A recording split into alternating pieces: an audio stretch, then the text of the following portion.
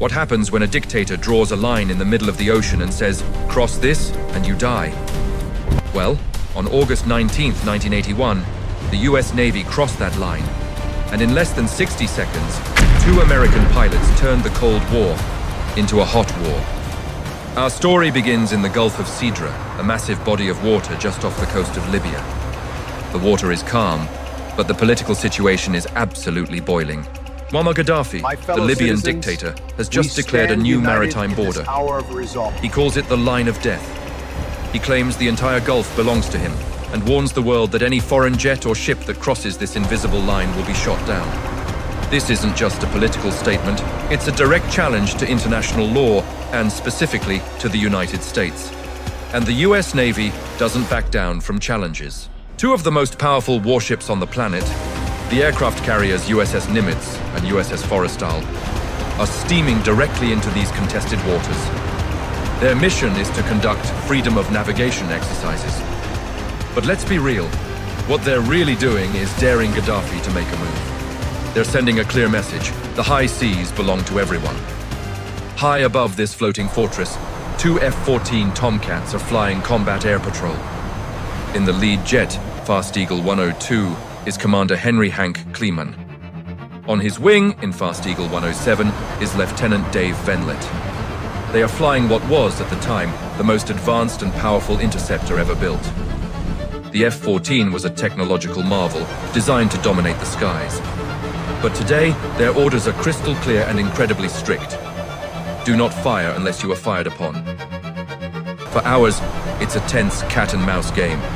Libyan jets scream out from the coast, making aggressive runs towards the American fleet, only to peel away at the last possible second. They're probing, testing the American pilots' nerves, trying to provoke a mistake, trying to create an international incident on their own terms. But the American pilots are disciplined. They hold their fire. Then, at 7:18 in the morning, the game changes. Kleeman's radar intercept officer, his guy in the back, sees 2 new contacts launching from an airbase near Tripoli. These aren't like the others. They aren't turning back. They are Soviet-built Su-22 Fitters, and they are burning hard, flying at high speed, heading straight for the American formation. Kleeman gets on the radio to the carrier. The tension in the comms is palpable.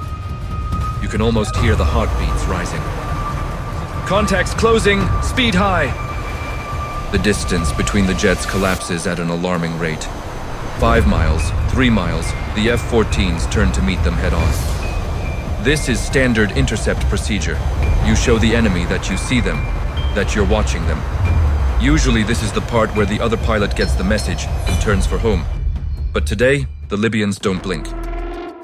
At a distance of just 1,000 feet, in aviation terms that's practically nose-to-nose, the lead Libyan jet does the unthinkable. A flash of fire erupts from under its wing. An AA-2 Atoll air-to-air missile streaks across the sky, aimed directly for Kleeman's Tomcat. This is it, the moment everything changes. The missile, a Soviet copy of the American Sidewinder, thankfully fails to track its target. It screams past the American jet, missing by a terrifyingly small margin. The silence is broken. The rules of engagement have been satisfied.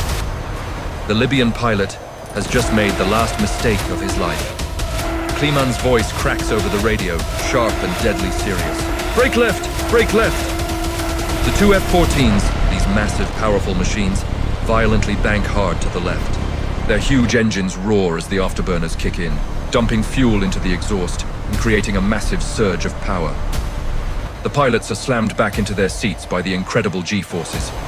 The Libyan Su-22s, realizing their ambush has failed, try to run. They dive, scrambling to get back to the safety of the Libyan coast. But they are flying attack jets. They're designed to bomb ships and ground targets. They are heavy, and compared to the F-14, they are incredibly slow. Against a Tomcat in its element, they might as well be standing still.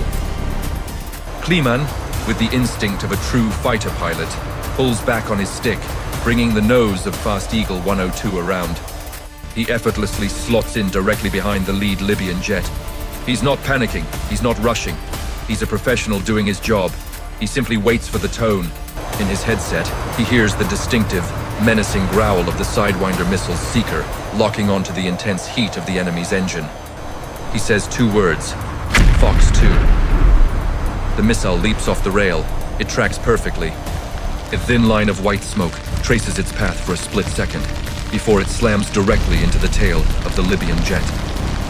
The entire rear of the aircraft disintegrates in a shower of metal and fire.